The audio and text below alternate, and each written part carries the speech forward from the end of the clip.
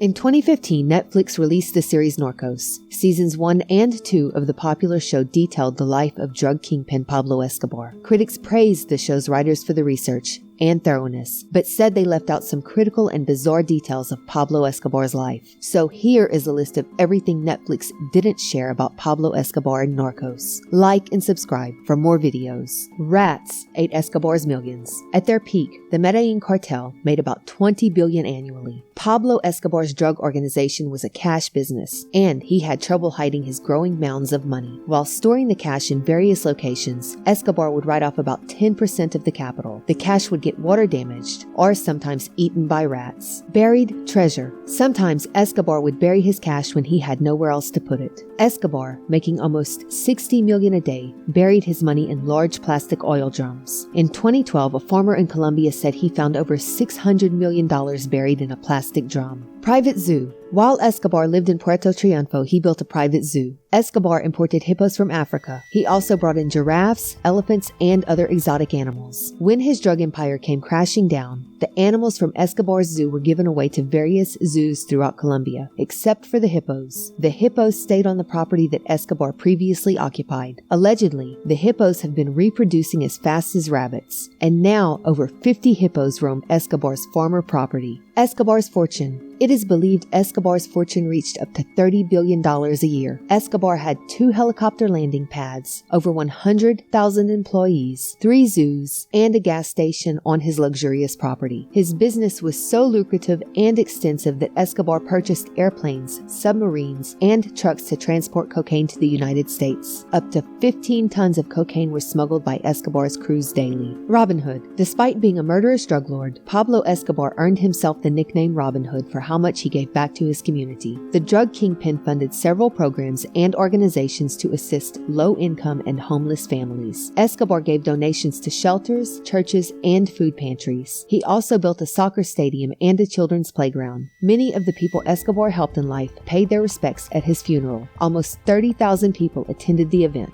Extent of crimes. Don't be fooled by Escobar's good deeds. He was an evil man. It is believed he was responsible for the deaths of over 4,000 people. In addition to the 4,000 people, Escobar murdered 1,000 police officers and 400 judges. He also killed journalists and government officials. Nicknames. Escobar had many nicknames during his years as a drug kingpin. He was most famously known as the King of Cocaine, but other names people knew him by were the El Padrino, the Godfather, El Zar de la Cocaína, the Czar of Cocaine, and El Magico, the Magician. Rubber bands. According to Pablo Escobar's brother, he spent almost $3,000 a month on rubber bands, which he used to hold his cash. Escobar had no problem paying that much money on frivolous items, since Forbes magazine named him one of the world's wealthiest people 7 years in a row. In 1989, Forbes listed Escobar as the 7th richest person. Burned money. Because Pablo Escobar was overflowing with cash, he had no issue setting it on fire to warm his family. Once while in hiding, Escobar's daughter Manuela was sick with the flu, and where the family was hiding was freezing. Escobar burned $2 million to stay warm and keep his daughter alive. Biggest fear. There was nothing that scared Pablo Escobar more than extradition to America. Once he said he would rather be dead in Colombia than in a prison cell in the United States. Escobar allegedly offered to pay Colombia's national debt of $10 billion to avoid getting sent to the United States. Personalized prison. The Colombian government once built a prison especially made for Escobar. Escobar constructed and designed the prison he named La Cathedral, where he promised to serve 5 years to avoid extradition. La Cathedral included a telescope and waterfall. His daughter's house was across the street, and he could see her through a window when the pair chatted on the phone. He didn't stay incarcerated in La Cathedral for long, and walked out the back door a year later. Clean freak.